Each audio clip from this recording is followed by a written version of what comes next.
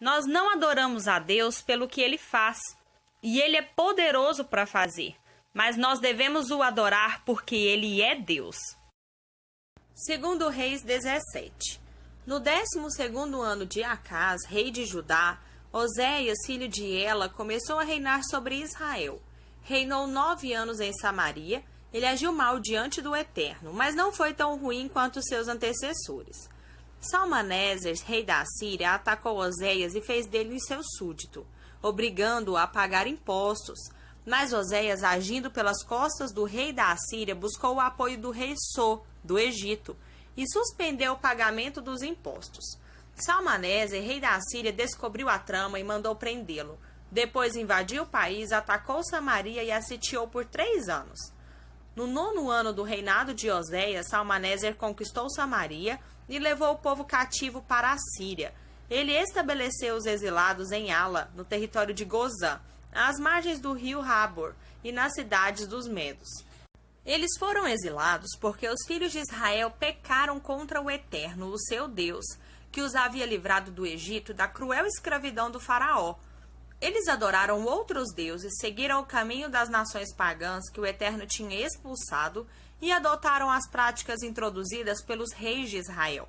Praticaram as ocultas, coisas ofensivas ao Eterno, e depois construíram publicamente altares que instigavam a prostituição em toda parte. Puseram símbolos e colunas sagradas em toda a esquina. Para onde se olhasse havia incenso oferecido às divindades pagãs, as mesmas ofertas apresentadas pelas nações pagãs que o Eterno tinha expulsado. Eles cometeram muitos pecados e provocaram a ira do Eterno, apesar de ele os ter advertido: não façam isso.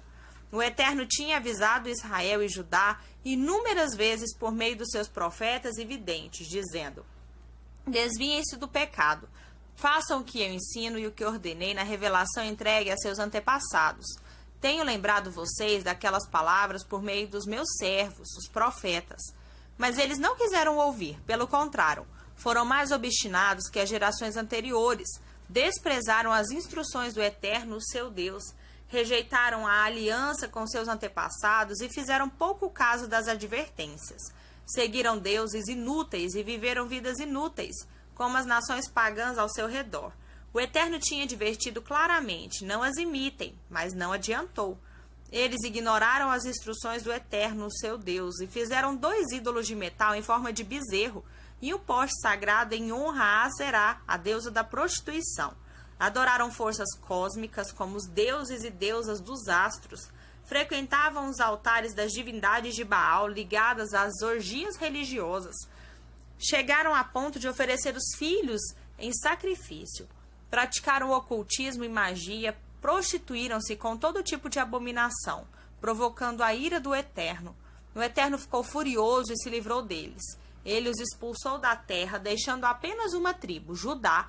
Na verdade, Judá não era muito melhor, pois também deixou de guardar os mandamentos do Eterno e adotou as mesmas práticas introduzidas por Israel. O Eterno rejeitou todo o povo de Israel. Ele os castigou e os entregou nas mãos dos saqueadores. Finalmente, ele os expulsou da sua presença. Quando o Eterno separou os israelitas da dinastia de Davi, eles proclamaram rei um homem chamado Jeroboão, filho de Nebate. Jeroboão fez Israel se desviar do Eterno e viver em pecado. Os filhos de Israel transigiam com todos os pecados de Jeroboão sem nunca se opor. Por fim, o Eterno disse: basta, e se virou contra eles. Ele já os tinha advertido muitas vezes por intermédio dos profetas. Depois mandou Israel para o exílio na terra da Assíria, onde permanece até hoje. O rei da Assíria levou gente da Babilônia, de Cuta, de Ava, de Amate e de Sefarvaim para povoar a cidade de Samaria, em substituição aos israelitas. Eles ocuparam as cidades como se fossem proprietários. Para os novos habitantes, o Eterno era apenas outro Deus. Os assírios não o conheciam nem o adoravam. Por isso o Eterno enviou leões para o meio deles, e muitos foram atacados e mortos por esses animais. Mandaram dizer ao rei da Assíria: estes povos que você trouxe para morar na cidade de Samaria não sabiam que o Deus da terra esperava deles. Por isso ele mandou leões que estão matando as pessoas. Ninguém sabe o que o Deus da terra está exigindo delas.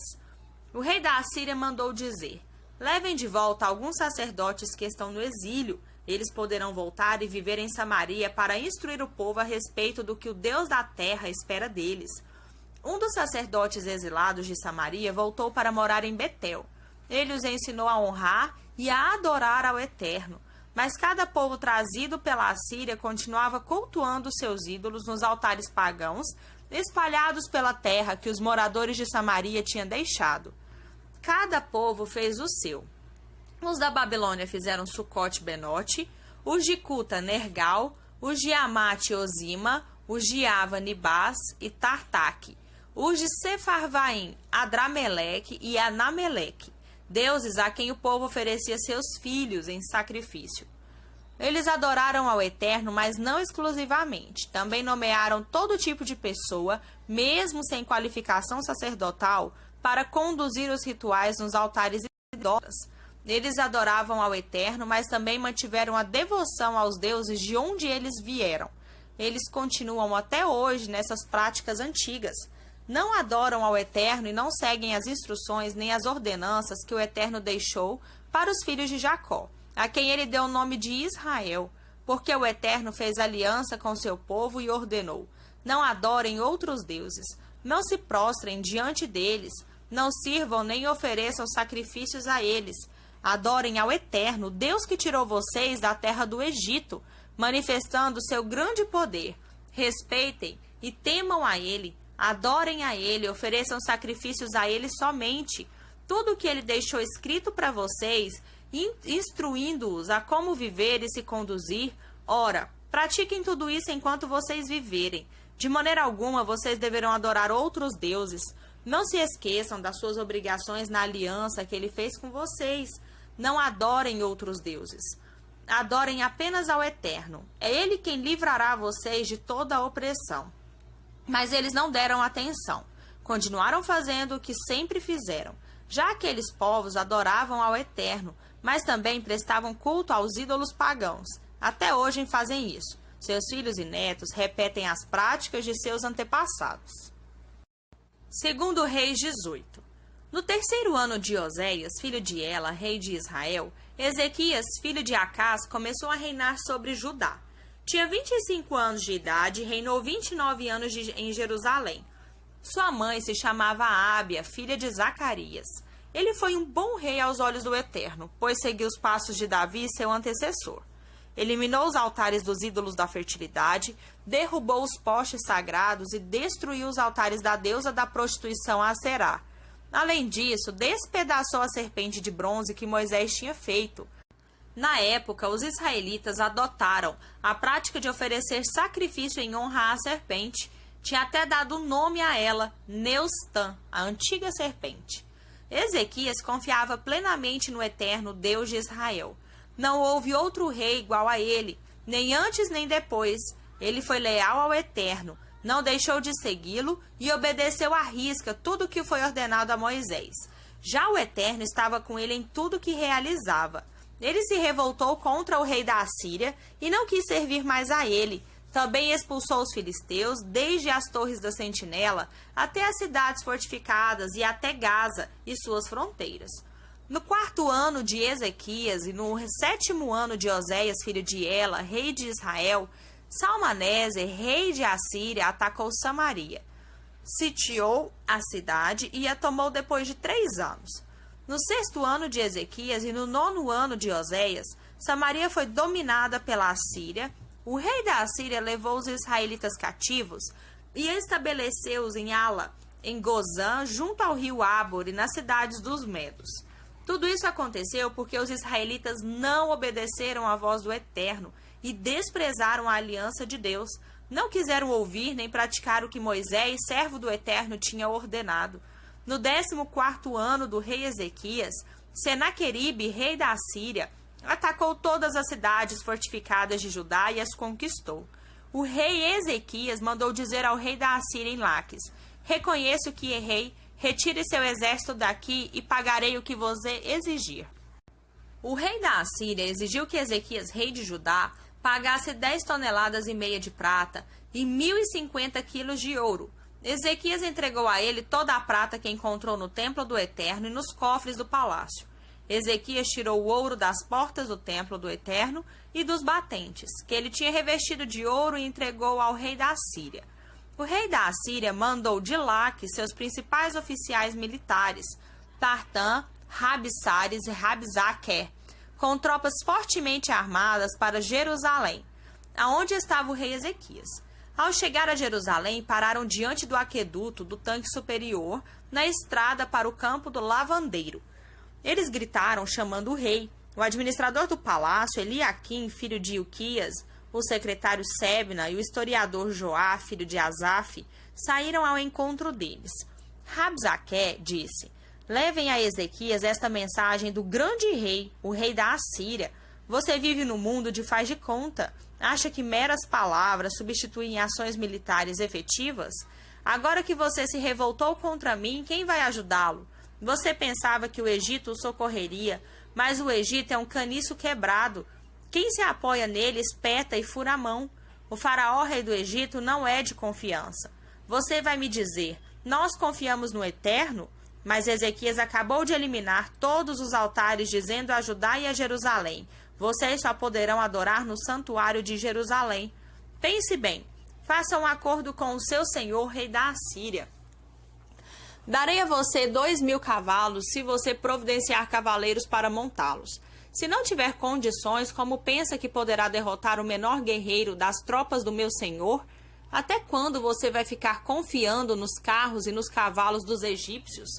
Por acaso subi aqui para destruir esta terra sem a aprovação do Eterno? O fato é que o Eterno mesmo me ordenou: ataque e destrua essa terra. Eliaquim, filho de Ilquias, Sebna e Joá disseram a Rabsaqué: por favor, fale em aramaico. Nós entendemos aramaico, não fale em hebraico, porque a multidão que está no muro da cidade vai entender. Mas Rabsaqué disse: não fomos enviados com uma mensagem confidencial a vocês. O que estamos dizendo é para conhecimento público, uma mensagem para todos, afinal, diz respeito a eles também. Se vocês não concordarem, eles estarão comendo as próprias fezes e bebendo a própria urina junto com vocês. Dito isto, ele se levantou e falou bem alto em hebraico, para que todos pudessem ouvir. Ouçam atentamente as palavras do grande rei, o rei da Assíria. Não deixem Ezequias enganar vocês. Ele não tem condições de livrá-los. Não acreditem nessa conversa de Ezequias de confiar no Eterno quando ele diz: o Eterno nos livrará. Esta cidade nunca será entregue nas mãos do rei da Assíria. Não prestem atenção a Ezequias. Ele não sabe do que está falando. Ouçam o rei da Assíria. Façam as pazes comigo e fiquem tranquilos. Cada um de vocês terá sua terra e sua fonte. Eu levarei vocês para uma terra muito melhor do que essa, com fartura de cereais, vinho, pão, videiras, oliveiras e mel. Vocês vivem apenas uma vez, por isso, escolham viver bem. Não deem atenção a Ezequias. Não acreditem em suas mentiras quando diz: o Eterno nos livrará. Vocês já ouviram que algum Deus em algum lugar tenha livrado o seu povo do rei da Assíria? Onde estão os deuses de Amate e de Arpade? Onde estão os deuses de Sefarvaim, de Ena e de Iva? E Samaria, por acaso os deuses deles os livraram? Repito, vocês se lembram de algum deus que tenha livrado alguém do rei da Assíria? Então por que acham que o Eterno livrará Jerusalém das minhas mãos? O povo ficou calado. Ninguém disse nada, pois o rei tinha determinado: vocês estão proibidos de dizer qualquer coisa. Então o administrador do palácio, Eliaquim, o secretário Sebna e o historiador Joá voltaram a Ezequias. Eles tinham rasgado a própria roupa em sinal de desespero. Eles repetiram tudo o que Rabsaqué tinha dito. Novo Testamento. João 3, do 19 ao 36. Esta é a situação. A luz de Deus invadiu o mundo, mas a humanidade inteira correu para as trevas. Fugiram porque não estavam interessados em agradar a Deus. Aquele que pratica o mal é viciado em negar a realidade e iludir-se, e odeia a luz de Deus, não vai querer se aproximar dela, para não ser submetido a uma exposição dolorosa. Mas quem crê e vive na verdade, na realidade, recebe de coração a luz de Deus, de modo que sua obra pode ser vista, pois é a obra de Deus. Depois dessa conversa, Jesus foi com seus discípulos para o interior da Judeia e descansou um pouco com eles ali. Ele também batizava. Ao mesmo tempo, João batizava em Enom, perto de Salim, onde há muita água. Isso foi antes de João ser preso. Os discípulos de João tiveram uma discussão com a elite judaica a respeito da natureza do batismo e foram perguntar a ele: Rabi, o Senhor conhece aquele que estava contigo do outro lado do Jordão? Aquele a quem o Senhor confirmou com seu testemunho? Pois bem, ele agora está competindo conosco. Ele está batizando também, e todos estão se tornando seguidores dele, em vez de se unir a nós. João respondeu: é impossível alguém ter sucesso, falo de sucesso eterno, sem ajuda celestial. Vocês mesmos estavam lá quando deixei muito claro que não sou o Messias. Sou apenas aquele enviado adiante dele para preparar o caminho. Aquele que recebe a noiva é, por definição, o noivo.